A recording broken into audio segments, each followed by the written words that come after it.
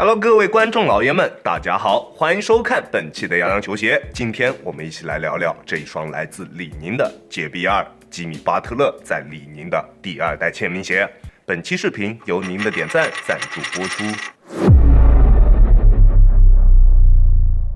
杰比2这一双鞋推出来已经有一段时间了，我们都听过别人对它配置方面的称赞，所有人都在吹它的中底结构有多棒，什么碳苯一体啊这一种话术，各种厂家想让我们知道的东西，听得耳朵都快起茧了。那今天就让小当来带大家看看这一双鞋在实战方面究竟怎么样，穿着体验到底如何。在重量方面，单支42码376克，穿在脚上的感觉也非常轻盈，绝对不会成为我们在球场上的负担。至于尺码选择方面，我平时耐克穿 42.5， 李宁穿42，这一双鞋我选择42码还是非常合适的，大家可以适当参考一下。球鞋的鞋楦宽度适中，适用于大部分的脚型，而且内靴的开口也很大，对于高脚背的朋友也非常友好。但如果你的脚型特别宽，还是建议你们去线下试穿一下，再决定尺码。在选择了正确的尺码之后，杰比2能够提供给我们非常不错的包裹体验，包裹力度适中，没有任何的压迫感，这是我个人非常喜欢的一种包裹感受。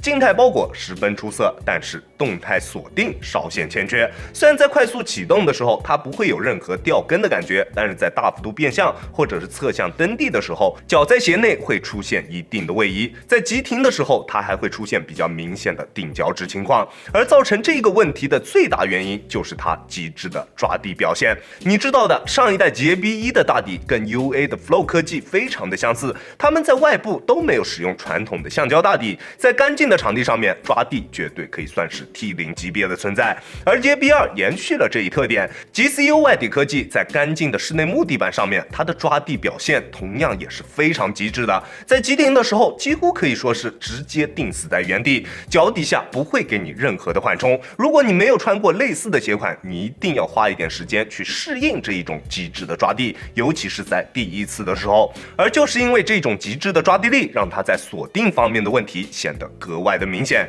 尤其是在变向或者是急停时，大底缺少制动的缓冲距离，这个时候不管是对于鞋面的强度还是鞋面的锁定都是非常大的考验。它的鞋面强度绝对没有任何问题，它身上所使用的笨丝鞋面虽然看上去密度并不高，但是强度非常出色，手感硬度就明显要比那些使用笨丝的终端鞋款要高不少。而侧面的 TPU 侧墙和由鞋带一直延伸至鞋身中底的内衬材料都很好的保证了球鞋的侧向支撑，不管做什么动作，它的鞋面都可以很好的兜住我们的双脚。而且这一种低密度的鞋面也让它拥有了极为出色的透气性表现，即使在夏天穿它也完全不会出现任何捂脚的现象。但是它的动态锁定确实算不上特别优秀，不过大家可以放心，绝对是够用的。鞋内轻微的位移和顶脚趾的情况都在可以接受的范围内，尽管对于实战会有一定的影响，但影响不会过于严重。而它在鞋面方面最让我难以接受的是它的舒适度，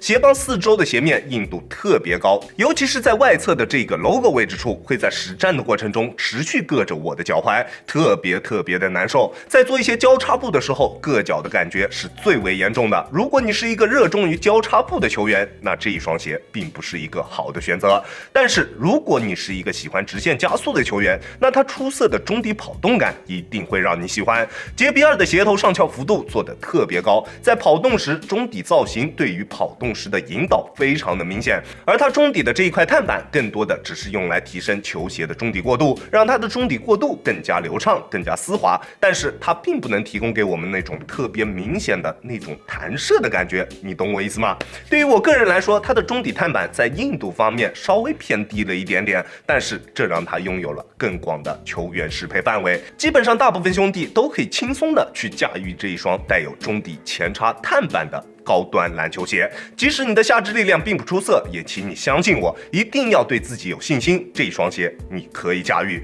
而它丝滑的中底、较高的鞋头上翘幅度，再加上它韧性十足的中底碳板，在直线跑动时，不管是滚动感还是推进感都非常出色。而且它的中底龙骨落差控制的也十分合理，穿在脚上并没有什么前低后高或者前高后低的感觉。不管你习惯使用前掌跑动还是全掌跑动，不管你打半场多还是全场多，选择这一双鞋都没有任何问题，并且它的场地感以及反应性也都非常出色。中底的重心相比上一代有着明显的下降，虽然脚感不如 JB1，没有一代那种特别明显的软弹感，但是在反应性方面有着明显的上升。在发力突破的时候，脚底下的感觉非常直接，不会出现任何的泄力感，非常棒。而且在拥有出色场地感以及反应性的同时，它的缓震也依旧出色。我180斤的体重，在单纯用脚后跟着地的时候，震脚的感觉也并不明显。还有大家最在意的中底力线问题，杰 B2 的中底力线非常正，完全没有往任何一侧偏移的倾向。在意这一点的兄弟啊，可以放心大胆的去购买这一个鞋款，好吧？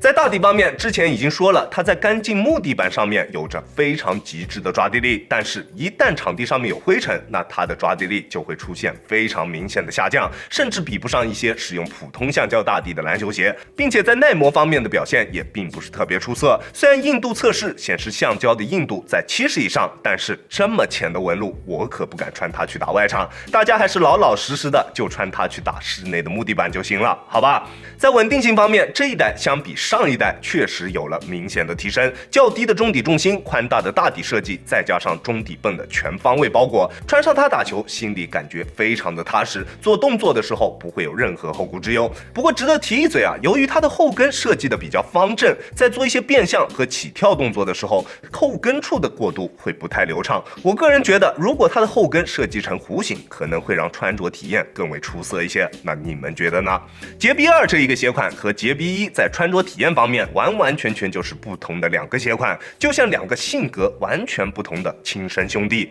除了共享同一个代言人之外，这两双鞋在设计和穿着体验方面简直判若两鞋。是上一代设计过于匆忙，还是品牌没能给这一个系列一个稳定的风格？我也弄不明白。这一个问题啊，在之前的 CJ 这一个系列上面就已经存在了。你们怎么觉得呢？